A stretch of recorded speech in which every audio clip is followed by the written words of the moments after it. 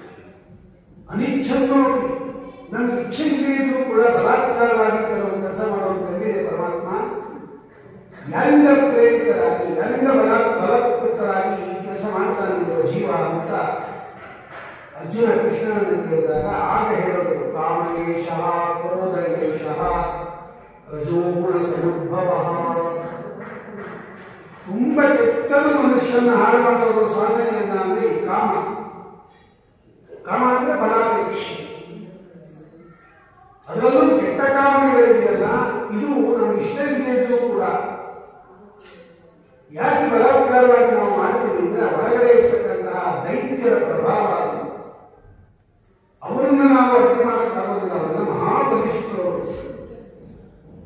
ಅವರಿಂದ ಬಲಾತ್ಕೃತರಾಗಿ ನಾವು ಇಚ್ಛೆ ಇದ್ದೇ ಇದ್ದು ಈ ಕೆಲಸ ಮಾಡ್ತೀವಿ ಅಂತ ಕೃಷ್ಣ ಹೇಳ್ತಾನೆ.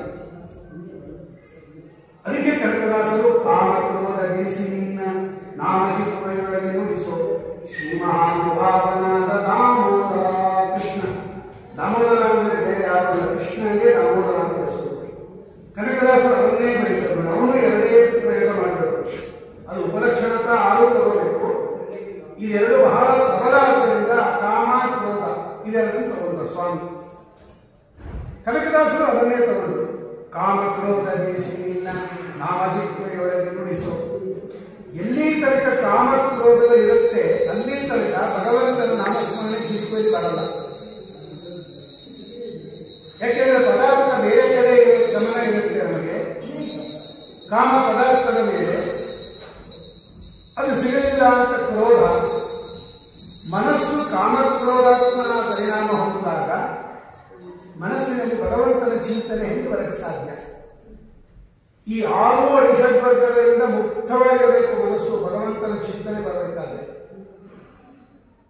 ನೋಡಿ, ಒಂದೇ ಪಾತ್ರೆಯಲ್ಲಿ ನೀವು ಹುಳಿ ಪದಾರ್ಥ ಹಾಲು ಎರಡೂ ಇಡಕ್ಕೆ ಸಾಧ್ಯ ಇಲ್ಲ, ಸಾಧ್ಯವೇ ಇಲ್ಲ. ಈಗ ನಿಂಬೆಹಣ್ಣು ಹಿಂಡಿ ಅದೇ ಪಾತ್ರೆಗೆ ಹಾಲು ಹಾಕ್ಬಿಡ್ರಿ, ಹಾಲು ಹೊಡೆದೋದು. ಹಾಗೆ ಮನಸ್ಸು ಅನ್ನೋ ಪಾತ್ರೆಯಲ್ಲಿ ಈ ಕಾಮಕ್ರೋಧ ಅನ್ನತಕ್ಕಂತಹ ದೋಷಗಳನ್ನ ಭಗವಂತನ ನಾಮಸ್ಮರಣೆಯನ್ನ ಒಟ್ಟಿಗೆ ಇಟ್ಕೋಕ್ಕಾಗದೇ ಇಲ್ಲ. ಅದಕ್ಕೆ ದಾಸರಾಯ ಅಂತಃಕರಣ ಶುದ್ಧಿ ಅಂತಃಕರಣ ಶುದ್ಧಿ ಅಂತ ಕರೆದಿರೋದು. ಶಾಸ್ತ್ರವೂ ಹೇಳುತ್ತೆ, ಏಕಾಗ್ರಪಾದರು ಮಾತಾಡ್ತಾರೆ, ಕರ್ಮಾಚರಣೆಯನ್ನ ಚೆನ್ನಾಗಿ ಮಾಡಿ ಅಂತಃಕರಣ ಶುದ್ಧಿಯನ್ನ ಹೊಂದಿ ಆಮೇಲೆ ಜ್ಞಾನೋಪದೇಶ ಮಾಡಿಸ್ಕೊಡ್ರಿ. ಅರ್ಥಾತ್ ಪಾತ್ರೆ ತೊಳೆದು ಹಾಲು ಹಾಕಿಸ್ಕೊಳ್ರಿ, ಹಾಲು ಉಳ್ಕೊಳ್ಳುತ್ತೆ. ಪಾತ್ರೆ ತೊಳೆಯದೆ ಹಾಲು ಹಾಕಿಸ್ಕೊಂಡ್ಬಿಟ್ರೆ ಹಾಲು ಒಡೆದೋಗುತ್ತೆ. ಪಾತ್ರೆ ತೊಳೆಯೋದು ಅಂದ್ರೆ ಕಾಮಕ್ರೋಧಾದಿಗಳನ್ನ ಹೋಗಲಾಡಿಸೋದು ಅಂತ. ಯಾರು ಮಾಡಬೇಕು ಈ ಕಾಮಕ್ರೋಧಾದಿಗಳನ್ನ ಹೋಗಲಾಡಿಸೋದು? ಒಂದು ಸ್ವಚ್ಛತ ಕರ್ಮಾನುಷ್ಠಾನದಿಂದ ಅಂತಃಕರಣ ಶುದ್ಧಿ ಬರುತ್ತೆ. ಅದಕ್ಕೂ ಹೆಚ್ಚಾಗಿ ನಮಗೆ ಶುದ್ಧಿ ಬರತಕ್ಕಂಥದ್ದು ಭಗವಂತನ ನಾಮಸ್ಮರಣೆಯಿಂದಲೇ ಬರಬೇಕು. ಸದಾ ಹರಿನಾಮಸ್ಮರಣೆ ಯಾರು ಮಾಡ್ತಾ ಇರ್ತಾರೆ, ಚಿಂತನೆ ಯಾರು ಮಾಡ್ತಾ ಇರ್ತಾರೆ, ಇವರಿಗೆ ನೋಡಿ ಕಾಮಕ್ರೋಧಾದಿಗಳಿಂದ ಅಂದ್ರೆ ದೈತ್ಯರಿಂದ ಉಪಟಳ ತಪ್ಪತ್ತೆ. ಅದಕ್ಕೆ ಕಂಸಧ್ವಂಸಿ ಅಂತ ವಿಶೇಷಣೆ ಕೊಟ್ಟಿರೋದು. ಅಲ್ಲಿ ಕಂಸನನ್ನ ಧ್ವಂಸ ಮಾಡಬೇಕಾದ್ರೆ ಕೃಷ್ಣನೇ ಬರಬೇಕಾಯ್ತು ನೋಡಿ. ಯಾಕೆಂದ್ರೆ ಅವನಿಗೆ ಬೇರೆ ದೇವತೆಗಳ ವರ ಇದೆ, ಬ್ರಹ್ಮಾದಿ ದೇವತೆಗಳ ವರ ಇರೋದ್ರಿಂದ ಬ್ರಹ್ಮಾದಿ ದೇವತೆಗಳೇ ಕ್ಷೀರ ಸಮುದ್ರಕ್ಕೆ ಹೋಗಿ ಕಂಸ ಮೊದಲಾದವರೆಲ್ಲ ಹುಟ್ಟುಬಿಟ್ಟಿದ್ದಾರೆ ಭೂಮಿಯಲ್ಲಿ. ಮತ್ತೆ ಈ ಕಾಲನಿಯನ್ನು ಹುಟ್ಟಿದ್ದಾನೆ, ಅವನು ಜರಾಸಂಧ ಹುಟ್ಟಿದ್ದಾನೆ, ವಿಪ್ರಚಿತ್ತಿ ನರಕಾಸುರ ಹುಟ್ಟಿದ್ದಾನೆ. ಇವರೆಲ್ಲ ಹಿಂದೆ ಸತ್ತೋದರೆ ಭಗವಂತನಿಂದ ಮತ್ತೆ ಎಲ್ಲ ಹುಟ್ಟೋದು. ಹರಿವಂಶದಲ್ಲಿ ಇದೆಲ್ಲ ವಿಸ್ತಾರವಾದ ಕಥೆ. ಹಾಗಾಗಿ ಕೃಷ್ಣ ಬರಬೇಕಾಯ್ತು. ಆದ್ದರಿಂದ ಕಂಸನನ್ನ ಸಂಹಾರ ಮಾಡೋಕ್ಕೆ ನಮ್ಮ ಮನಸ್ಸಿಗೂ ಕೃಷ್ಣನನ್ನು ಕರ್ಕೊಂಡು ಬರಬೇಕು. ಆಗ ಅವನು ಕಂಸನನ್ನು ಧ್ವಂಸ ಮಾಡ್ತಾನೆ ಅಂತ ನೆನ್ನೆ ಹೇಳಿತ್ತು. ಇಷ್ಟು ನಾವು ಭಗವಂತನನ್ನ ಮನಸ್ಸಿನಲ್ಲಿ ಇಟ್ಕೋಬೇಕಾದ್ರೆ ಬಹಳ ಕಷ್ಟಪಡಬೇಕು. ಆಚಾರ್ಯರು ಬರೀತಾರೆ ಭಾಗವತ ತಾತ್ಪರ್ಯದಲ್ಲಿ, ಭಗವಂತನಲ್ಲಿ ಮನಸ್ಸು ನಿಲ್ಲಬೇಕಾದ್ರೆ ಮೊದಲು ದೇಹ ನಿಲ್ಲಬೇಕು. ದೇಹ ಭಗವತ್ಪರವಾಗಬೇಕು, ಮಾತು ಭಗವತ್ಪರವಾಗಬೇಕು, ಆಮೇಲೆ ಮನಸ್ಸು ಭಗವತ್ಪರವಾಗಬೇಕು. ಕಾಯಕಾದ್ ವಾಚಕಾಭ್ಯಾಸಂ ವಾಚಕಾದ್ ಮಾನಸಸ್ಸತು ಅಂತಾರೆ ಆಚಾರ್ಯ ಭಾಗವತದಲ್ಲಿ. ಭಾಗವತ ತಾತ್ಪರ್ಯ ಬರುವಾಗ ಮೊದಲು ದೇಹ ಭಗವಂತನ ಕಡೆ ಹೋಗಬೇಕು. ಅಂದ್ರೆ ದೇವಸ್ಥಾನಕ್ಕೆ ಬರೋದು, ನಮಸ್ಕಾರ ಮಾಡೋದು, ಸೇವೆ ಮಾಡೋದು, ಸಾರಿಸೋದು, ಗುಡಿಸೋದು, ಈ ದೇಹ ಭಗವಂತನ ಕಡೆಗೆ ಹೋದರೆ ಆಮೇಲೆ ಮಾತು ಭಗವಂತನ ಕಡೆಗೆ ಹೋಗುತ್ತೆ. ಮಾತು ಮಂತ್ರ ಹೇಳೋದು, ಸ್ತೋತ್ರ ಹೇಳೋದು, ಪಾರಾಯಣ ಮಾಡೋದು, ಇದೆಲ್ಲ ಮಾತು ಭಗವಂತನ ಕಡೆ ಹೋದ್ಮೇಲೆ ಮನಸ್ಸು ಭಗವಂತನ ಕಡೆ ಹೋಗುತ್ತೆ. 3ನೇ ಹಂತದಲ್ಲಿ ಹೋಗೋದು. ಆಗ ಬಹಳ ಕಷ್ಟ ಬರುತ್ತಾ ಮಟ್ಟ ಬರೋದು. ಅದಕ್ಕೋಸ್ಕರ ನೀವು ಬ್ರಹ್ಮಣ್ಯತೆ ಇರ್ತಾರೆ ನನ್ನ ಮನಸ್ಸಿನಲ್ಲಿ ಇದ್ಕೊಂಡ್ರಿ. ನೀವು ವರ್ತತಾಂ ನಮ್ಮ ಮಾನಸ. ಅದಕ್ಕೆ ನಾವು ಬ್ರಹ್ಮಣ್ಯ ತೀರ್ಥರನ್ನ ಮನಸ್ಸಿನಲ್ಲಿ ಇಟ್ಕೋಬೇಕಾಗಲ್ಲ, ಬ್ರಹ್ಮಣ್ಯ ತೀರ್ಥರೇ ನಮ್ಮ ಮನಸ್ಸಿಗೆ ಬರಬೇಕು ನೋಡಿ. ಹಿಂಗೆ ಅದಕ್ಕೆ ಅವರು ಕರೆದಿರೋದು. ಗುರುರಾಜಾಖ್ಯ ವರ್ತತಾಂ ನಮ್ಮ ಮಾನಸೆ, ಮನಸ್ಸೇ ನೀನು ಬ್ರಹ್ಮಣ್ಯ ತೀರ್ಥರನ್ನು ಸ್ಮರಣೆ ಮಾಡು ಅಂತ ಹೇಳಿಲ್ಲ ವ್ಯಾಸರಾಜರು. ಬ್ರಹ್ಮಣ್ಯ ತೀರ್ಥರೇ ನೀವೇ ನಮ್ಮ ಮನಸ್ಸಿಗೆ ಬಂದ್ಬಿಡ್ರಿ. ನಾವು ಡಾಕ್ಟರ್ ಹತ್ರ ಹೋಗಕ್ಕಾಗಿದ್ರೆ ಡಾಕ್ಟರ್ನೇ ಮನೆಗೆ ಕರೆಸ್ಬಿಡ್ತೀವಲ್ವ. ಪೇಷಂಟ್ ತುಂಬಾ ಸೀರಿಯಸ್ ಆಗಿದ್ದಾರೆ, ಬರಕ್ಕಾಗಲ್ಲ ಶಾಪ್ಗೆ ಇದ್ರೆ ಡಾಕ್ಟ್ರೇ ಬಂದ್ಬಿಡ್ತಾರಲ್ವ ಬೆಡ್ ರಿಡನ್ ಆಗಿರೋ ಪೇಷಂಟ್ ನೋಡಕ್ಕೆ. ಹಂಗೆ ಬ್ರಹ್ಮಣ್ಯ ತೀರ್ಥರನ್ನೇ ಕೇಳ್ಬಿಟ್ವಿ ನಾವು, ನೀವೇ ನಮ್ಮ ಮನಸ್ಸಿಗೆ ಬಂದ್ಬಿಡ್ರಿ.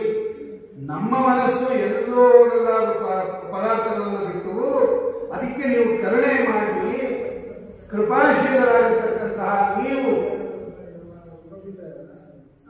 ದಯಮಾಡಿ ನೀವು ಈ ಉತ್ಕೃಷ್ಟವಾಗಿರ್ತಕ್ಕಂತಹ ಬ್ರಹ್ಮಣ್ಯ ತೀರ್ಥರು ನೀವು ನಮ್ಮ ಮನಸ್ಸಿಗೆ ಬಂದ್ಬಿಡ್ರಿ. ವರ್ತತಾಂ ನಮ್ಮ ಮಾನಸೇ ವರ್ತತಾಂ, ನನ್ನ ಮನಸ್ಸಿನಲ್ಲಿ ಇರಲಿ. ಅವರು ಕರುಣೆಯಿಂದ ನಮ್ಮ ಮನಸ್ಸಿನಲ್ಲಿ ಇದ್ದಾಗ ಅವರ ಮನಸ್ಸಿನಲ್ಲಿ ಭಗವಂತ ಇರೋದರಿಂದ, ಅರ್ಥಾತ್ ಬ್ರಹ್ಮಣ್ಯ ತೀರ್ಥರ ದ್ವಾರ ನಮ್ಮ ಮನಸ್ಸಿನಲ್ಲೂ ಭಗವಂತ ಬಂದು ನಮ್ಮ ಮನಸ್ಸಿನಲ್ಲಿರುವ ಕಂಸನನ್ನ ಅರ್ಥಾತ್ ಕಾಲನೇಮಿಯನ್ನ ಕೆಟ್ಟ ಕಾಮವನ್ನ ಧ್ವಂಸ ಮಾಡುತ್ತಾನೆ ಅನ್ನೋ ಅರ್ಥ ಇಟ್ಕೊಂಡು ವ್ಯಾಸರಾಜರು ಇಷ್ಟೆಲ್ಲ ರಚನೆ ಮಾಡಿದ್ದಾರೆ ಅಂತ ಚಿಂತನೆ ಮಾಡಿದರೆ ಏನೂ ವಿರುದ್ಧ ಆಗುವುದಿಲ್ಲ. ಇದೆಲ್ಲ ಯಾರು ಬರದಿಲ್ಲ, ನಾವೇ ಪ್ರಶ್ನೆ ಹಾಕುವುದು ಯಾಕೆ ಹೀಗೆ ಮಾಡೋದು ಅಂದರೆ ಈ ಒಂದು ಉತ್ತರವನ್ನು ಹೇಳಬಹುದು.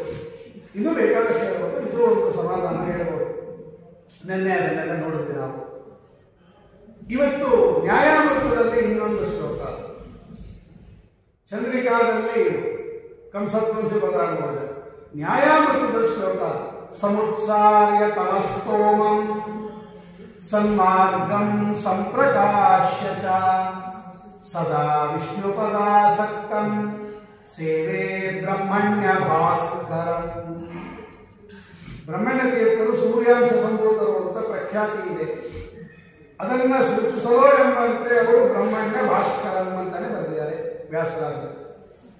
ಬ್ರಹ್ಮಣ್ಯ ತೀರ್ಥರು ಅಂತಕ್ಕಂತಹ ಸೂರ್ಯರನ್ನ ಸೇವಿಸುತ್ತೇವೆ. ಈ ಸಾದೃಶ್ಯ ಕೊಡಬೇಕಾದ್ರೆ, ಉಪಮಾ ಕೊಡಬೇಕಾದ್ರೆ ದೃಷ್ಟಾಂತ ದಾಷ್ಟಾಂತಗಳಿಗೆ ಸಾದೃಶ್ಯ ಇದೆ ಇದ್ರೆ ಹಂಗೆ ಹೋಲಿಕೆ ಕೊಡಕ್ಕಾಗಲ್ಲ. ಈಗ ಬ್ರಹ್ಮಣ್ಯ ತೀರ್ಥರನ್ನ ಸೂರ್ಯನು ಹೋಲಿಸಿದ್ದಾರೆ ವ್ಯಾಸರಾಜರು. ಬ್ರಹ್ಮಣ್ಯ ತೀರ್ಥರು ಎಂಬ ಸೂರ್ಯನನ್ನ ಸೇವಿಸುತ್ತೇವೆ.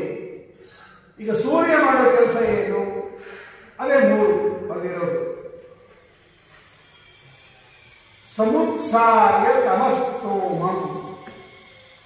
ಮೊದಲು ಸೂರ್ಯನ ಕೆಲಸ ಏನು ಅಂದ್ರೆ ಕತ್ತಲೆಯನ್ನ ಹೋಗಲಾಡಿಸೋದು. ಎಷ್ಟು ಕತ್ತಲೆ ಇರುತ್ತೆ ನೋಡಿ ರಾತ್ರಿ ಹೊತ್ತು. ಸೂರ್ಯೋದಯ ಆಯಿತು ಅಂದ್ರೆ ಎಲ್ಲ ಕಡೆ ಇರ್ತಕ್ಕಂಥ ಕತ್ತಲು ಹೊರಬರುತ್ತೆ. ತಮಸ್ತೋಮ ಏನು ಅಲ್ಪ ಸ್ವಲ್ಪ ಅಲ್ಲ, ಎಲ್ಲ ಕಡೆ ಕತ್ತಲು ಇರುತ್ತೆ. ಎಲ್ಲ ಕತ್ತಲನ್ನು ಕೂಡ ಒಬ್ಬ ಸೂರ್ಯ ತೆಗೆದುಬಿಡ್ತಾನೆ. ಇದು ಸೂರ್ಯ ಮಾಡುವ ಮೊದಲು ಕೆಲಸ ಅಂಧಕಾರ ಪರಿಹಾರ. ಆಮೇಲೆ ಎರಡನೇದು ಸನ್ಮಾರ್ಗಂ ಸಂಪ್ರಕಾಶ್ಯ ಚ. ಅದಕ್ಕೆ ಸಂಬಂಧಪಟ್ಟಂತೆ ಕತ್ತಲೆ ಇದ್ದಾಗ ನಮಗೆ ದಾರಿ ಕಾಣಲ್ಲ, ಯಾವ ಮಾರ್ಗದಲ್ಲಿ ಹೋಗಬೇಕು ಅಂತ ಗೊತ್ತಾಗಲ್ಲ. ಅದಕ್ಕೆ ಬೆಳಕಾಗೋ ತನಕ ಕಾದಿರ್ತೀವಿ ನಾವು ಪರಸ್ಥಳಕ್ಕೆ ಹೋದಾಗ. ನದಿಗೆ ಹೆಂಗೆ ಹೋಗ್ಬೇಕು, ಆ ದೇವಸ್ಥಾನಕ್ಕೆ ಹೆಂಗೆ ಹೋಗ್ಬೇಕು, ಆಶ್ರಮಕ್ಕೆ ಹೆಂಗೆ ಹೋಗ್ಬೇಕು ಅಂದ್ರೆ ಸತ್ತಾಳಿ ಬೆಳಗ್ಗೆ ಆಗಿ ಹೋಗೋಣ, ರೋಡ್ ಗೊತ್ತಿರೋಲ್ಲ ನಮಗೆ. ಸನ್ಮಾರ್ಗಂ ಸಂಪ್ರಕಾಶ್ಯ ಚ. ಸರಿಯಾದ ದಾರಿಯನ್ನ ತೋರಿಸುತ್ತೆ ಅದು ಬೆಳಕು. ಈ ಮಾರ್ಗದಲ್ಲಿ ಹೋಗ್ರಿ, ಇಲ್ಲೇನು ಹಳ್ಳ ಕೊಳ್ಳ ಇಲ್ಲ, ಕಲ್ಲು ಮುಳ್ಳು ಇಲ್ಲ, ಸರಿಯಾಗಿ ಹೋಗ್ರಿ, ದಾರಿಯಲ್ಲಿ ನಿಮಗೆ ದೇವಸ್ಥಾನ ಸಿಗುತ್ತೆ, ನದಿ ಸಿಗುತ್ತೆ. ಇದು ಎರಡನೇ ಕೆಲಸ ಸೂರ್ಯ ಮಾಡೋದು. ಇನ್ನೊಂದೇನು? ಸದಾ ವಿಷ್ಣುಪದಾಸಕ್ತಂ. ವಿಷ್ಣುಪದ ಅಂದ್ರೆ ಆಕಾಶ. ವಿಯದ್ ವಿಷ್ಣುಪದ ವಾಸೋ ಪುಂಸಾಕಾಶಿ ವಿಹಾಯಸಿ. ಗಗನ, ನಭ, ಆಕಾಶ, ಖಂ, ವಿಷ್ಣುಪದ, ವಿಹಾಯಸ ಎಲ್ಲ ಆಕಾಶದ ಪರ್ಯಾಯ ಶಬ್ದಗಳು. ಹಾಗಾಗಿ ವಿಷ್ಣುಪದ ಅಂದ್ರೆ ಆಕಾಶ, ಸೂರ್ಯ ಆಕಾಶದಲ್ಲೇ ಇರೋರು.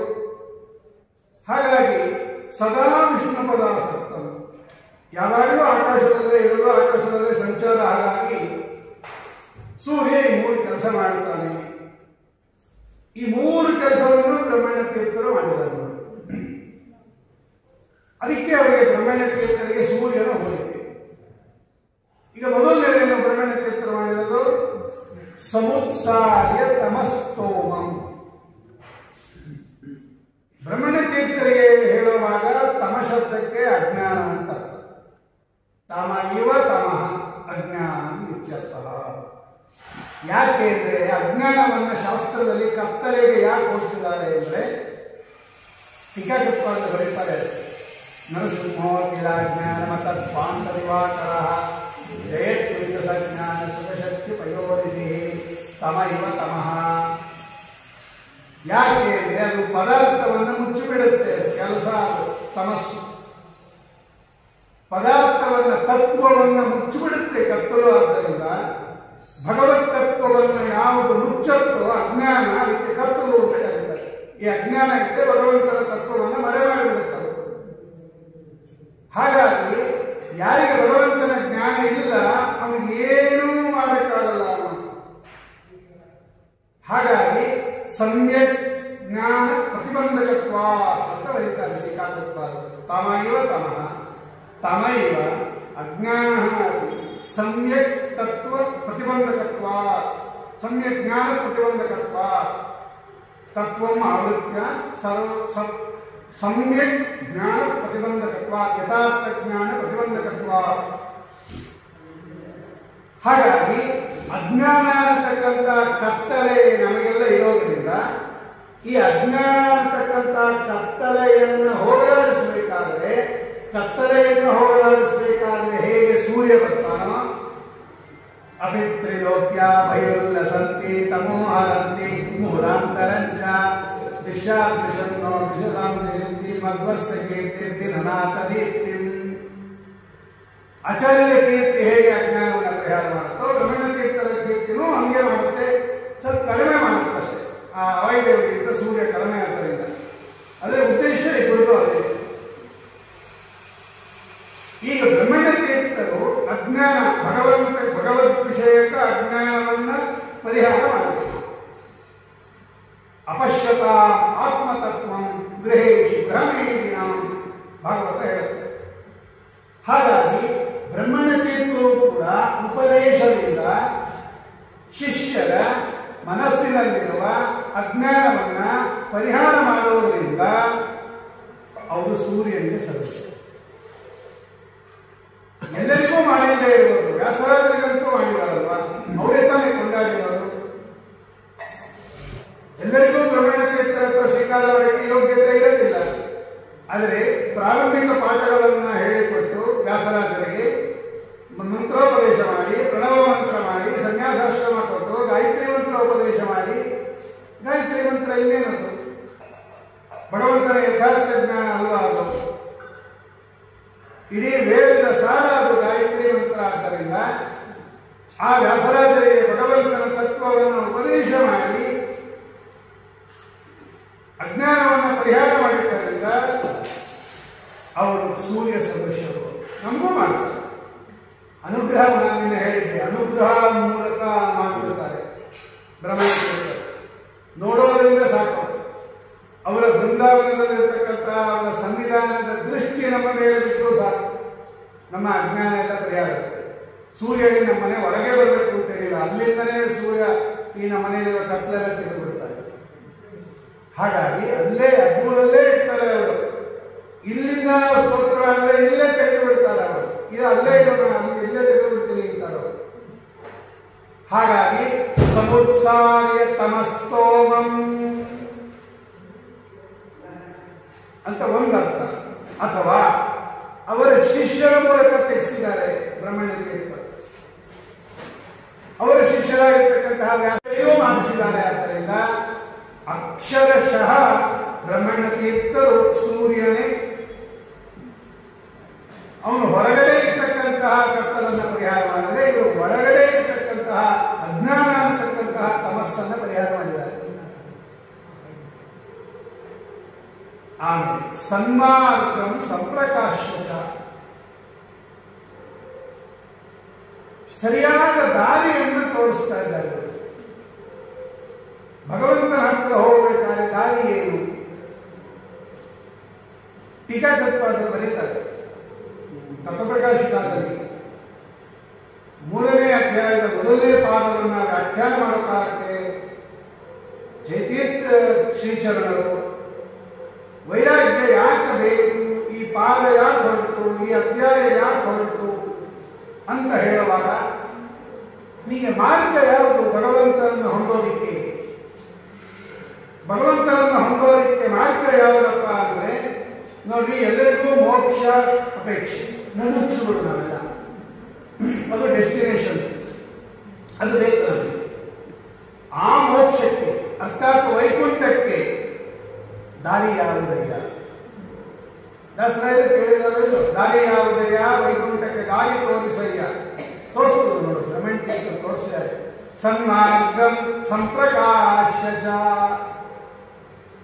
ವೈಕುಂಠಕ್ಕೆ ದಾರಿ ತೋರಿಸಿ ಅಂತ ನಾವು ಕೇಳ್ತಾ ಇದ್ದೀವಿ. ಬ್ರಹ್ಮಣ್ಯ ತೀರ್ಥರ ಒಳಗೆ ನಿಂತ್ಕೊಂಡು ವಿಠಲ ಅಥವಾ ಶ್ರೀಕೃಷ್ಣ ದಾರಿ ತೋರಿಸಿದ್ದಾನೆ, ವ್ಯಾಸರಾಜರ ಮುಖಾಂತರ ತೋರಿಸಿದ್ದಾನೆ. ಏನು ದಾರಿ ಅದು? ನೋಡಿ, ಹೀಗೆ ಮಾರ್ಗ ಹೀಗೆ ಹೋಗಬೇಕು.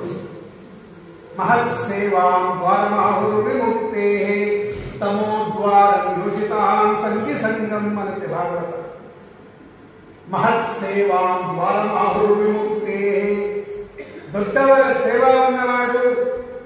ಭಗವಂತನ ಮಾತನು ದೊಡ್ಡವರ ಸೇವಾ ಇದೆಯಲ್ಲ, ಇದು ಮೋಕ್ಷಕ್ಕೆ ದಾರಿ, ಬಾಗಿಲು. ದುಷ್ಟಶಾಸ್ತ್ರಗಳ ಅಧ್ಯಯನ ಇದೆಯಲ್ಲ, ಇದು ತಮಸ್ಸಿಗೆ ದಾರಿ. ಎರಡು ಮಾರ್ಗಗಳು ವೃಷಭಾಪಾಖ್ಯಾನದಲ್ಲಿ ಇದೆ. ವೃಷಭ ನಾಮಕ ಪರಮಾತ್ಮ ತನ್ನ 3 ಜನ ಮಕ್ಕಳನ್ನ ಬ್ರಹ್ಮಾವರ್ತ ಅನ್ನತಕ್ಕಂತಹ ಪ್ರದೇಶದಲ್ಲಿ ಕೂರಿಸಿಕೊಂಡು ವೃಷಭ ನಾಮಕ ಪರಮಾತ್ಮ ಉಪದೇಶ ಮಾಡುತ್ತಾನೆ. ಮಹತ್ ಸೇವಾಂ ದ್ವಾರಮಾಹುರು ವಿಮುಕ್ತೇ ತಮೋದ್ವಾರ ಯೋಷಿತಾಂ ಸಂಗಿ ಸಂಗಂ. ಯೋಷಿತ್ ಅಂದ್ರೆ ದುಷ್ಟಶಾಸ್ತ್ರಗಳು ಅಂತ ಅರ್ಥ, ದುಷ್ಟ ಸ್ತ್ರೀಯರು ಅಂತ ಒಂದರ್ಥ, ದುಷ್ಟ ಶಾಸ್ತ್ರಗಳು ಅಂತ ಒಂದರ್ಥ. ಎರಡು ದಾರಿಗಳು ತೋರಿಸ್ಕೊತ ಭಗವಂತ. ನಿಮಗೆ ಮೋಕ್ಷಕ್ಕೆ ಬಾಗಿಲು ತೋರಿಸ್ಬೇಕಲ್ಲ, ದಾರಿಯಲ್ಲಿದೆ ಅಂತ ಕೇಳಿದಾಗ ಮಹತ್ ಸೇವಾ ದ್ವಾರಮಾಹುರು ವಿಮುಕ್ತೇ. ಇವರಿಗೆ ಮಹತ್ ಸೇವಾ ಅಂದ್ರೆ ಇವರಲ್ಲ, ಬ್ರಹ್ಮಣ್ಯ ತೀರ್ಥರು. ಅವರು ಸೇವೆ ಮಾಡ್ತಾರೆ. ಅದಕ್ಕೆ ಸೇವೆ ಬ್ರಹ್ಮಣ್ಯ ಭಾಸ್ಕರಂ ಅಂತ ಹಾಕಿರೋದು. ಮಹತ್ ಸೇವಾ ದ್ವಾರಮಾಹುರು ವಿಮುಕ್ತೇ. ಈ ದೊಡ್ಡವರ ಸೇವಾ ಇದೆಯಲ್ಲ, ಇದು ಮೋಕ್ಷಕ್ಕೆ ಮಾರ್ಗ, ಮೋಕ್ಷಕ್ಕೆ ದಾರಿ.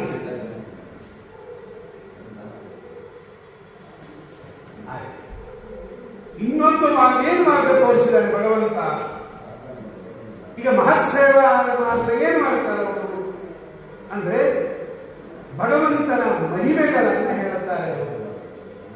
ಯಾರು ಭಗವಂತನ ಸೇವಾವನ್ನು ಮಾಡುತ್ತಾರೆ, ಅದು ಯಾರು ಮಹತ್ ಜ್ಞಾನಿಗಳ ಸೇವಾವನ್ನು ಮಾಡುತ್ತಾರೆ, ಅವರಿಗೆ ಆ ಜ್ಞಾನಿಗಳು ಏನ್ ಮಾಡ್ತಾರೆ ಅಂದ್ರೆ ತಜ್ಜೋಷನಾದಾಶೋಪವರ್ಗವತ್ಮನಿ ಶ್ರದ್ಧಾ ಭವತಿ. ಕಪಿಲೋಪಾಖ್ಯಾನ ಹೇಳುತ್ತೆ, ದೊಡ್ಡವರ ಈಗ ಬ್ರಹ್ಮಣ್ಯ ತೀರ್ಥರ ಹತ್ರ ಹೋಗಪ್ಪ, ಅವರು ಮಾರ್ಗ ಹೇಗೆ ತೋರಿಸ್ತಾರೆ ನಮಗೆ. ವ್ಯಾಸರಾಜರು ಕೊಂಡಾಡಿಕೆಯಾದ ಸನ್ಮಾರ್ಗಂ ಸಂಪ್ರಕಾಶ್ಯ ಅಂತ ಹೆಂಗೆ ತೋರಿಸ್ತಾರೆ ಅವರು?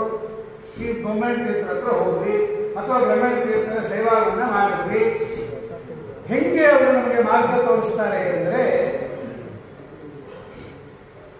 ಮೊದಲು ಏನ್ ಮಾಡ್ತಾರಪ್ಪ ಅಂದ್ರೆ, ಸಹವಾಸ, ದೊಡ್ಡವರ ಸಹವಾಸದಲ್ಲಿದ್ದರೆ ಅವರು ನಮಗೆ ಭಗವಂತನ ಮಹಿಮೆಯನ್ನ ಹೇಳುತ್ತಾರಂತೆ. ಭಗವಂತನ ಮಹಿಮೆಯನ್ನ ಹೇಳ್ತಾ ಹೇಳ್ತಾ ಹೇಳ್ತಾ ಹೇಳ್ತಾ ನಮಗೆ ಭಗವಂತನ ಮಹಿಮೆ ಗೊತ್ತಾಗ್ತಾ ಆ ಸ್ವಾಮಿಯಲ್ಲಿ ಒಂದು ವಿಚಿತ್ರವಾದ ಪ್ರೀತಿ ಬರಕ್ಕೆ ಶುರುವಾಗುತ್ತೆ. ಮಹಾತ್ಮೆ ಜ್ಞಾನಪೂರ್ವಕ ಸ್ನೇಹ ಬೇಕು ಅನ್ನೋದಲ್ವಾ? ಆ ಮಹಿಮೆ ಗೊತ್ತಾಗ್ತಾ ಭಗವಂತನಲ್ಲಿ ಒಂದು ವಿಲಕ್ಷಣವಾದ ಪ್ರೀತಿ ಹುಟ್ಟುತ್ತೆ. ಆ ವಿಲಕ್ಷಣವಾಗಿರ್ತಕ್ಕಂತಹ ಪ್ರೀತಿ ಮಹಾತ್ಮೆ ಜ್ಞಾನದಿಂದ ಬಂದ ಸ್ನೇಹ, ಅದರ ಜೊತೆಗೆ ಈ ವೈರಾಗ್ಯ ಸೇರಿಕೊಳ್ಳಿ. ಇದನ್ನೇ ಬೇಕಾದ್ರೆ ಬರೆದಿರೋದು ವೈರಾಗ್ಯ ಪಾಲನ ಪ್ರಾರಂಭದಲ್ಲಿ. ಅದರ ಜೊತೆ ವೈರಾಗ್ಯ ಸೇರಿಕೊಂಡಾಗ ಭಕ್ತಿ ಭಕ್ತಿಯ ಜೊತೆ ವೈರಾಗ್ಯ ಸೇರ್ಕೊಂಡಾಗ ಏನಾಗುತ್ತದು ದೃಢಭಕ್ತಿ ಅಂತ ಅನ್ನಿಸ್ಕೊಬರ್ತದೆ. ವೈರಾಗ್ಯತೋ ದೃಢ ಭಕ್ತಿ ವೈರಾಗ್ಯತೋ ಭಕ್ತಿದಾರ್ಢ್ಯಂ ತೇನಾಪರೋಕ್ಷಾಯದಾ ಭವೆ ತೇನೋಪಾಸಾಯದಾ ಭವೆ ಅಪರೋಕ್ಷಂತೂ. ಅಲ್ಲಿ ಆಚಾರ್ಯರ ಅನುವ್ಯಾಖ್ಯಾನ 3ನೇ ಶ್ಲೋಕ ವೈರಾಗ್ಯ ಪಾದಗಳು. ಅಲ್ಲಿಗೆ ಭಗವಂತನ ಭಕ್ತಿ, ಸಾಮಾನ್ಯ ಭಕ್ತಿ, ಅದರ ಜೊತೆಗೆ ವೈರಾಗ್ಯ ಎರಡೂ ಸೇರಿಕೊಂಡು ಅದೇನಾಗುತ್ತದೋ ದೃಢ ಭಕ್ತಿ ಆಗುತ್ತದೆ. ಇದೇ ಮಾತು ಪ್ರಯೋಗ ಮಾಡಿದ್ದಾರೆ. ಯದ್ಯಪಿ ಭಗವದ್ಭಕ್ತ್ಯ ಭಗವನ್ ಮಹಾತ್ಮ ಶ್ರವಣೇನ ಭಕ್ತಿ ಭವಿಷ್ಯತಿ ಕಿಂತು ವೈರಾಗ್ಯ ಸಹಿತ ಭಕ್ತಿ ದೃಢ ಭವತಿ ಅಂತ ಬರೀತಾರೆ ಟೀಕಾರ. ಈ ದೃಢ ಭಕ್ತಿ ಬರಬೇಕಾದ್ರೆ ಭಗವಂತ ಮೋಕ್ಷ ಕೊಡಬೇಕಾದ್ರೆ ಈ ಮಾರ್ಗ ತೋರಿಸ್ತಾರೆ ನೋಡಿ. ಸನ್ಮಾರ್ಗಂ ಸಂಪ್ರಕಾಶ್ಯ ಚ. ಯಾವಾಗ ದೃಢ ಭಕ್ತಿ ಬರುತ್ತೆ ಆವಾಗ ಅಪರೋಕ್ಷ ಜ್ಞಾನ ಆಗುತ್ತೆ. ಅಪರೋಕ್ಷ ಜ್ಞಾನ ಆದಮೇಲೆ ಭಗವಂತನ ದರ್ಶನ ಆಗುತ್ತೆ. ಆಮೇಲೆ ಪ್ರಾರಬ್ಧ ನಾಶ, ಅಧಿಕ ಪ್ರಸಾದ, ಮೋಕ್ಷ. ಈ ಮಾರ್ಗವನ್ನ ಬ್ರಹ್ಮಣ್ಯ ತೀರ್ಥರು ತೋರಿಸ್ಕೊಟ್ಟಿದ್ದಾರೆ, ವ್ಯಾಸರಾಜರು ತೋರಿಸ್ಕೊಟ್ಟಿದ್ದಾರೆ. ಇದು ದಾರಿ ಯಾವುದಯ್ಯ ವೈಕುಂಠಕ್ಕೆ ದಾರಿ ತೋರಿಸಲಿಲ್ಲ. ಈ ವೈಕುಂಠದ ಮಾರ್ಗವನ್ನು ತೋರಿಸ್ಕೊಟ್ಟಿರೋದ್ರಿಂದ ಅವರು ಸೂರ್ಯರು. ಸರಿಯಾದ ದಾರಿಯನ್ನು ತೋರಿಸ್ಕೊಟ್ಟಿಗೆ ಬೆಳಗ್ಗೆ ಹೊತ್ತಿನಲ್ಲಿ ದಾರಿ ತಪ್ಪಿಸ್ಕೊಳ್ಳೋದು ಬಹಳ ಅಪರೂಪ. ಸರಿಯಾದ ದಾರಿ ಬರುತ್ತೀವಿ ಬೆಳಗ್ಗೆ. ಕತ್ತಲೇ ಇದ್ದಾಗ ದಾರಿ ತಪ್ಪತ್ತೆ. ಈ ಕಡೆ ಬರಬೇಕಾಯ್ತು, ನೆಕ್ಸ್ಟ್ ಕ್ಲಾಸ್ ಹೊರಟೋಗೋದು ಎಲ್ಲ ಬೆಳಗ್ಗೆ ಹಂಗಾಗಲ್ಲ, ಬಹುಶಃ ಆಗಲ್ಲ. ಹಾಗಾಗಿ ಸೂರ್ಯನ ಕೆಲಸ ಏನು? ಸನ್ಮಾರ್ಗಂ ಸಂಪ್ರಕಾಶ. ಎರಡಿದೆ ಅಲ್ಲಿ, ಎರಡು ಕಡೆನೂ ಸಂವಿದೆ ನೋಡಿ. ಅದು ಬರೀ ಮಾರ್ಗ ಅಲ್ಲ, ಸನ್ಮಾರ್ಗಂ ಸಂಪ್ರಕಾಶ. ಸರಿಯಾದ ಮಾರ್ಗವನ್ನು ಚೆನ್ನಾಗಿ ತಿಳಿಸ್ಕೊಡ್ತಾರೆ. ಸನ್ಮಾರ್ಗ ಅಂದ್ರೆ ವೈಕುಂಠ ಮಾರ್ಗ ಅಂತ ಅರ್ಥ. ಯಾಕಂದ್ರೆ ಎರಡು ಮಾರ್ಗ ಇದೆ ಅಲ್ವಾ. ನಮ್ಗೆ ತಮೋ ಮಾರ್ಗ ಬೇಡ, ಸನ್ಮಾರ್ಗ ಬೇಕು. ಸರಿಯಾದ ಮಾರ್ಗದಲ್ಲಿ ಬೇಕು. ಅಜ್ಞೇನಯ ಸುಪಥಾರಾಯೇ ಅಸ್ಮಾನ್ ವಿಶ್ವಾನಿದೇವ ವೈನಾನಿ ವಿದ್ವಾನ್. ಸನ್ಮಾರ್ಗಂ ಸಂಪ್ರಕಾಶ್ಯ ಚ. ಆ ಮಾರ್ಗವನ್ನು ಬೆಳಕು ತೋರಿಸ್ತಾರೆ. ಅಂದ್ರೆ ದಾರಿ ಮೇಲೆ ಬೆಳಕವಿದ್ದಾಗ ಅದು ಏನು ಹಳ್ಳ ಕೊಳ್ಳ ಏನಿದೆ, ಪರಮತಿಯರ ಹಾಕಿರ್ತಕ್ಕಂಥ ಜಾಲದಲ್ಲಿ ಬೀಳದೆ ಸರಿಯಾಗಿ ಹೊರಡುತ್ತಿಲ್ಲ. ಈ ಮೂರನೇದು ಸದಾ ವಿಷ್ಣುಪದ ಸಕ್ತಂ. ಮೂರನೇದು ವಿಷ್ಣುಪದ ಅಂದ್ರೆ ಭಗವಂತನ ಪಾದ. ಕಂಸಧ್ವಂಸಿ ಪದ ವಿಷ್ಣುಪದ. ಸಂಸಕ್ತ ಸಕ್ತ. ಸದಾ ವಿಷ್ಣುಪದ ಸಕ್ತ. ಸಂಶಬ್ದಕ್ಕೆ ಸದಾ ಅಂತ ಅರ್ಥ. ನಾನು ನಿನ್ನೆ ಹೇಳಿದ್ದೆ. ಇಲ್ಲಿ ಸಂಸಕ್ತ, ಅಲ್ಲಿ ಸದಾ ಸಕ್ತ ಅಂತಿದೆ ಅಷ್ಟೇ. ಸದಾ ವಿಷ್ಣುಪದ ಸಕ್ತಂ. ಯಾವಾಗಲೂ ಭಗವಂತನ ಪಾದದಲ್ಲಿ ಆಸಕ್ತರಾಗಿರ್ತಕ್ಕಂಥವರು ಬ್ರಹ್ಮಣ್ಯ ತೀರ್ಥರು. ಏನು ವಿಷ್ಣುಪದ ಅಂದ್ರೆ? ವಿಷ್ಣು ಅಂದ್ರೆ ನಾರಾಯಣ. ಅವನೇ ವೇದದಲ್ಲಿ ಹೇಳಲ್ಪಟ್ಟ ಬ್ರಹ್ಮ. ಅವನ ಪದ ಅಂದ್ರೆ ಅವನ ಮಹಿಮೆ ಅಥವಾ ಅವನ ಸ್ವರೂಪ. ವಿಷ್ಣು ಪದ ಅಂದ್ರೆ ಭಗವಂತನ ಪಾದ ಅಂತ ಒಂದರ್ಥ. ಆ ಭಗವಂತನ ಪಾದಾರವಿಂದಗಳಲ್ಲೇ ಯಾವಾಗಲೂ ಆಸಕ್ತರಾದ ಮನಸ್ಸುಳ್ಳವರಾಗಿದ್ದಾರೆ ಬ್ರಹ್ಮಣ್ಯ ತೀರ್ಥರು ಅಂತ ಇದು ಮೇಲ್ನೋಟದ ಅರ್ಥ. ಹಂಗಲ್ಲ. ವಿಷ್ಣು ಶಬ್ದಕ್ಕೆ ಬ್ರಹ್ಮ ಅಂತ ಅರ್ಥ ಮಾಡಿದಾಗ, ಯಾಕೆ ಬ್ರಹ್ಮ ಶಬ್ದಸ್ತು ವಿಷ್ಣಾವೇವ ಅಂತ ಬರೆದಿದ್ದಾರೆ ಆಚಾರ್ಯರು. ಬ್ರಹ್ಮ ವಿಷ್ಣುವೇ ಬ್ರಹ್ಮ ಅಂತ ಕರೆಯೋದು. ಹಾಗಾಗಿ ವಿಷ್ಣು ಪದ ಅಂದ್ರೆ ಬ್ರಹ್ಮ ಇರನಲ್ಲ, ಗುಣಪೂರ್ಣನಾದ ನಾರಾಯಣ ಅವನ ಪದ. ಪದ ಅಂದ್ರೇನು? ಉತ್ತಮಾನಾಂ ಸ್ವರೂಪಂತೂ ಪಾದಶಬ್ದೇನ ಗಣ್ಯತೆ ಅಂತ ಇರೋದ್ರಿಂದ ಪದ ಪಾದ ಎಲ್ಲ ಒಂದೇ ನಮಗೆ. ಹಾಗಾಗಿ ಭಗವಂತನ ಸ್ವರೂಪ ಅಂತ ಅರ್ಥ. ಭಗವಂತನ ಸ್ವರೂಪವನ್ನು ತಿಳಿಸೋದು ಯಾವುದು ಅಂದ್ರೆ ಇದೇ ಬ್ರಹ್ಮಸೂತ್ರಗಳು. ಯದ್ಯಪಿ ವೇದಗಳು ತಿಳಿಸ್ತಾ ಇದೆ, ಆ ವೇದಗಳನ್ನು ಸರಿಯಾಗಿ ಬ್ರಹ್ಮಪರವಾಗಿ ಅರ್ಥೈಸೋದು ಯಾವುದಪ್ಪ ಅಂದ್ರೆ ವೇದಾಂತ ನಿರ್ಣಾಯಕ ಬ್ರಹ್ಮಸೂತ್ರಗಳು. ಹಾಗಾಗಿ ವಿಷ್ಣು ಪದ ಅಂದ್ರೆ 564 ಬ್ರಹ್ಮಸೂತ್ರಗಳು. ಸದಾ ಯಾವಾಗಲೂ ವೇದವ್ಯಾಸ ದೇವರಿಂದ ರಚಿತವಾದ ವಿಷ್ಣುವಿನ ಸ್ವರೂಪವನ್ನ ಸರಿಯಾಗಿ ತಿಳಿಸುವ 564 ಬ್ರಹ್ಮಸೂತ್ರಗಳ ಪಾದ ಅಂದ್ರೆ 16 ಪಾದಗಳಲ್ಲಿ ಸಕ್ತನ್ ಆಸಕ್ತರಾದವರು ಅಂತ ಹಿಂಗೆ ವಿಷ್ಣು ಶಬ್ದಕ್ಕೇನೆ ವೇದವ್ಯಾಸ ದೇವರು ಅಂತ ಅರ್ಥ. ಅವರ ಪಾದ ಅಂದ್ರೆ ಅವರ ಸ್ವರೂಪ, ಅವರಿಂದ ರಚಿತವಾದ ಬ್ರಹ್ಮಸೂತ್ರ, ಅದರಲ್ಲೇ ಯಾವಾಗಲೂ ಆಸಕ್ತರಾದವರು. ಸದಾ ವಿಷ್ಣು ಪದಾಸಕ್ತಂ ಅರ್ಥಾತ್ ಏನು? ಬ್ರಹ್ಮಸೂತ್ರದಲ್ಲಿ ಪ್ರತಿಪಾದಿತವಾಗಿರ್ತಕ್ಕಂತಹ ಮುಖ್ಯವಾಗಿರ್ತಕ್ಕಂಥ ಅಂಶ ಏನು? ಜೀವಬ್ರಹ್ಮರ ಭೇದ. ವೇದಾಂತ ಸೂತ್ರಾಣಿ ಕೃತಾಂತ ವಿತ್ತಮಃ ವ್ಯಾಖ್ಯಾತಸೌ ಶಿಷ್ಯಗಣಾಯ ಸಂಸದಿ ವಿಲಕ್ಷಣಂ ಜೀವಗಣಾತ್ ವಿಲಕ್ಷಣಂ ಗುಣಾರ್ಣವಂ ಬ್ರಹ್ಮ ಅಚ್ಯುತಾಖ್ಯಂ ಪ್ರತಿಪಾದಯನ್ಮುಹು. ನಾರಾಯಣೋ ಅನಂತಗುಣೋ ಬ್ರಹ್ಮಾಖ್ಯೋ ವೇದವೇದಿತಃ ವಿಶ್ವಕರ್ತೇತಿ ವಿಶ್ವಜ್ಞಃ ಶುದ್ಧ್ಯ ಯುಕ್ತ್ಯಾಪಿ ಅಶೀಷವತ್. ಈ 2 ಶ್ಲೋಕ ರಾಮಚಂದ್ರಾಚಾರ್ಯ ಅದರಲ್ಲಿ ತುಂಬಾ ಸಾರ ಇದೆ. 2 ಸುಮಧ್ವೈಜತೆ,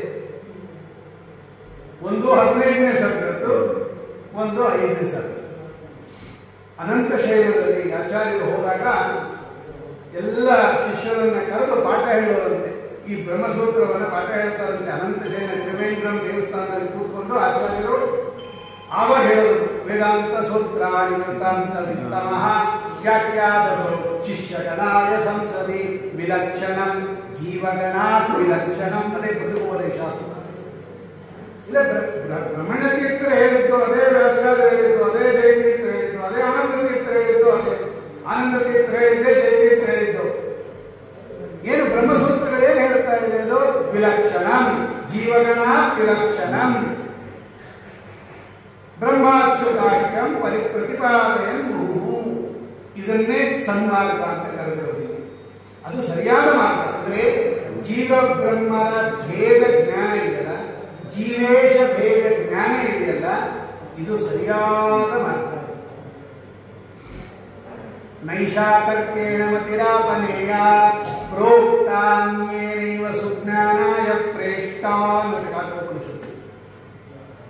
ತರ್ಕದಿಂದ, ಒಣತರ್ಕದಿಂದ, ಶುಷ್ಕ ತರ್ಕದಿಂದ, ಆಗಮ ಸಹಾಯ ರಹಿತ ತರ್ಕದಿಂದ ಭಗವಂತನನ್ನ ನೀವು ಸ್ಥಾಪನೆನೂ ಮಾಡಬೇಡ್ರಿ, ನಿರಾಕರಣೆನೂ ಮಾಡಬೇಡ್ರಿ.